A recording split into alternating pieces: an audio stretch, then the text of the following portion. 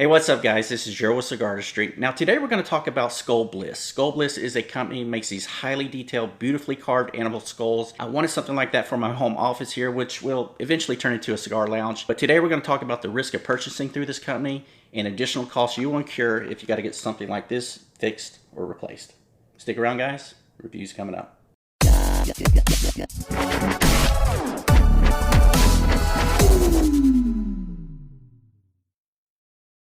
So the intent of this video is not to sit here the whole time and just beat up on Skull Bliss. I am going to talk about my purchasing experience, but in the second half of this video, I really want to salvage this piece. I want to see if I can fix it. I mean, it is a beautiful piece. I think it'll be a great addition to my home office. The craftsmanship is just outstanding. Hopefully I can fix it. I don't know if I can. I've never dealt with this material before, but I'm going to give it a shot and, fingers crossed I can fix it and we can get it hung on the wall. Before we get to that, let's go ahead and talk about my purchasing experience with this company. So I ended up spending a total of $327 on this product, and that's with a $100 discount. I believe out of that $327, $49 was just for the shipping. I live in Houston, Texas. The product comes from Bali, Indonesia. The problem I have is their packaging. All they did was use bubble wrap, and this is a very brittle product. I mean, by the time they do all the intricate carving, the pieces of it become very thin, they're very brittle, and bubble wrap's just not good enough in my opinion to ship something like that halfway across the world. DHL, the shipping company, is definitely to blame here too, but the packaging should have been much better. And when I received the box, it looked like any other box that comes from Amazon or any other company. Really nothing extensively damaged on the box to indicate that it would have such a damaged product. My issue with the company is how they responded to the damage. I did take a photo of it, I sent it to them, and their first offer was to give me a 15% discount, and I just fix it myself. So I can take some glue, try to fix it,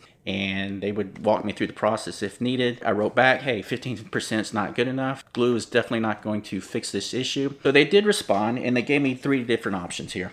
The first option was that I can keep the broken skull. They will send me another one, but it's going to cost me an additional $100 to send the same skull. Or if I wanted a different skull, they'll send that for additional $200. The other option they gave me was I can get a 25% discount. And then the third and final option was I can send it back to them, but I'll need to pay for the shipping. If I want to have the product replaced or sent back to me, that's another shipping cost I'd have to incur to send it back to me. So either way, I was out another $100. I was out $100 if I have them send me a new one. I'm going to be out $100 if I send those one back and have them send a new one as well. And so I decided to take the 25% discount because I just don't have enough faith in this company that I'm not going to receive another broken skull. Why invest another $100 here? I have to fix the new piece as well. I went with the 25% discount. Unfortunately, that only comes to $69.50 because they only do the 25% on the original price. Yeah, which is fair. I understand that. So at original price of $278, I ended up getting a $69.50 discount, and I figured, you know what? I'll cut my losses and see if I can fix this piece myself. The damages, once you start looking at this piece, they're quite extensive. The first and the most noticeable one is that the front face of it near the nose, or the nose of it, that was barely hanging on when I received the package, but as soon as I moved it, it fell off. So it was just barely hanging on by a thread. And that's why you have this large gaping hole here. The other issue is that there is a crack, and this was noticeable as well, from the tip of the head that goes all the way down from the nose up around the eye socket. That crack there, as soon as you put any pressure against it or any weight, it starts lifting half this face. So what's going to happen is if I put the horns here, it's going to pull this apart, as you can see that kind of separating there. Eventually this whole piece is going to fall off. So I'm going to have to seal this. Once you add the nose piece to this, there are pieces or chunks of pieces that are missing. There's some that I can't find. I think I don't know where they are. They may be stuck in the skull somewhere. I may have to try to resculpt some of that myself. Alright guys, so the approach I'm going to take is to try and fix this area first. If I lose this area, I'm going to lose half of the face. So once I get this all reinforced, I'll go back and I'll hit some of the other areas, and then I'll eventually hit the nose. You also have some loose teeth that I didn't mention earlier, so I'll tackle those last. But I want to get to the front part of this first. I'm going to go ahead and apply some Gorilla Glue, and it's going to have to sit for a couple hours. Let's see if I can apply enough pressure to keep this piece fit together. And then any gaps that we have after that, I can go in and fill in with the epoxy, and hopefully the epoxy will attach to this. I'm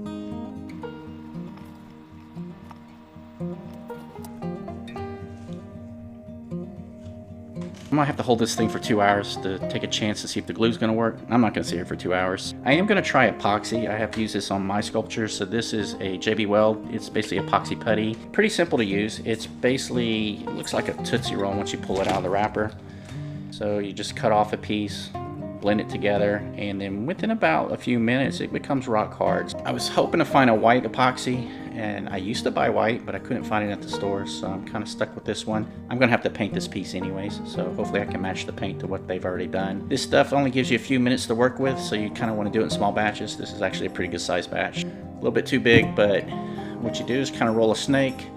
I'll fit it in these creases, and then I'll hold that together, see if I can make it stick.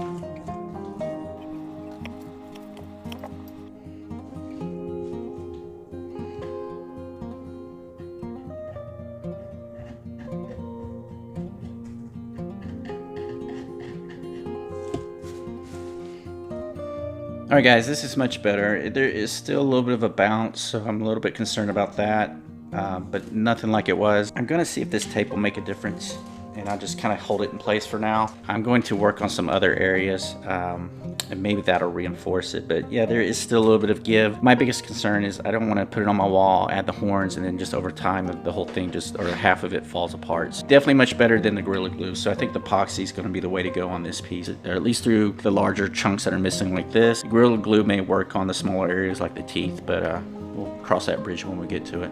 So the next area I want to focus on is right here at the eye. When you pull back on this piece up here, this whole piece separates as well. So if I can get this piece to adhere, then that should give me a little more reinforcement as well. So same approach as before. I'll take a little epoxy, I'll put it in there, hold it for a few minutes. The benefit of this piece is I can get behind it, so I'll be able to squish some back here and kind of reinforce it from both edges.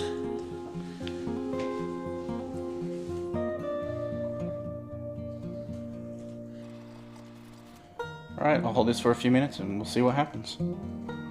It only takes a minute with this stuff is why I love it, but we're already pretty secure here. However, I just want to keep reinforcing it, especially since I can get behind it in an area that's not going to be seen anyways. I'm just going to add a thick layer of this epoxy right behind it. And that should make it pretty secure moving forward. If it snaps, it's going to snap from here. It's going to snap all the way halfway up here and all the way to the back, and then that's going to be tragic because I'm going to lose this whole thing if that happens. And what's cool about this epoxy is you can paint it, you can sand it, a lot of different things you can do to smooth it out and make it look good. So if I cover up some of the detail, I can go back later and I can carve them out myself.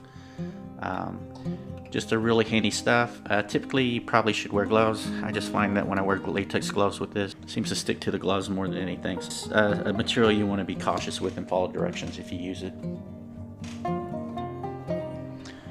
Alright, so we'll let that dry and then we'll move on to the next section. I'm actually pretty happy with this. If I put some pressure here, there is a slight give still, but nothing like it was before. I'm going to go ahead and start hitting some of these other areas, but I think most of those are probably cosmetic because they're so thin. And it'll be upside down here, but you kind of get the point. So these areas here are just so thin that they're very brittle, so it's easy to break. So I will try to add some to these different areas, see if I can make them stronger and kind of line these up. I think they might be a little off just because I have a little bit more gap here from the epoxy. See what I can do to make it look like it was never broken, but I'll work on those areas next. And then once I kind of get the top part of it fixed, then we'll go ahead and move on to the nose.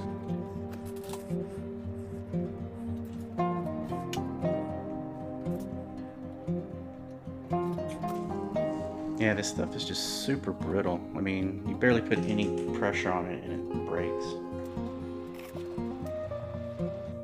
Yeah, this is not going very well. Alright guys, I'm going to let some of that center section dry. I'm going to go ahead and work on some other areas. Now, I don't know if this is supposed to be split apart like that, but it is a weak point. It also breaks here.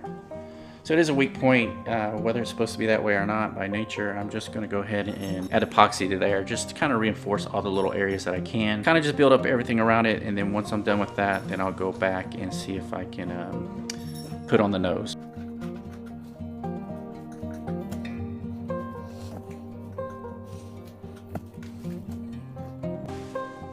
Alright, I think that's pretty close.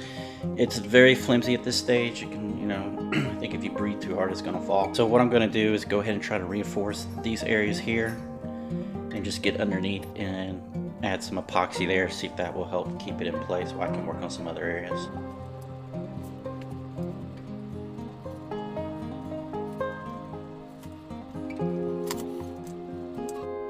Alright, I'm going to try to fix this area. This piece here is wasn't attached, so I'm going to see if I can fix that. I'm having a difficult time with some of these, trying to get them to stick with the epoxy. So I'm going to go back and reinforce them with glue, but for right now, I think I'm just at least try to get them somewhat set in place with epoxy, reinforce it with glue, and from there I'll do the cleanup and everything else.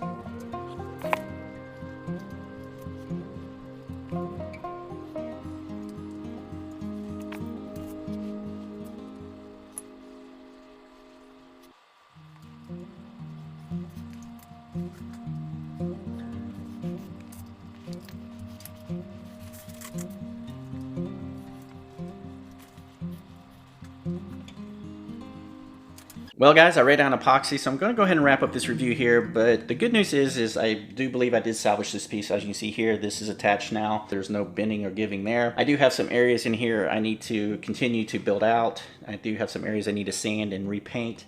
But yeah, outside of that, I think I'm in great shape. It is a beautiful piece. I do love the work. I mean, I think it's definitely a gorgeous piece. I'm really looking forward to adding it to my office.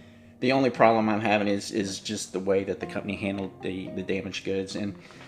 And I did have an option to send it back, and I did have an option to spend another $100 to get a replacement, but I think the way they package their products is just a huge risk, and I just wasn't willing to spend any money. I took my $70 loss, built it myself. Of course, it's not going to be as nice as what they would have done, but at least it's something that's salvageable. And the other issue I'm running into now is that the horns don't quite fit on, so I'm probably going to have to shave these down a little bit.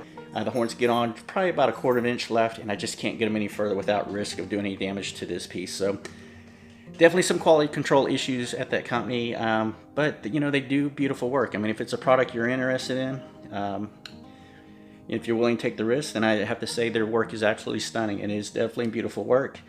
It's just, unfortunately for me, I just don't like the way that they handle damaged goods on it, so I won't be purchasing from them again. That's it for me, and like I said, I'm pretty happy that I did salvage this piece, so I'm looking forward to finishing up, getting it on my wall, and then moving on to the next piece. See you guys in the next review.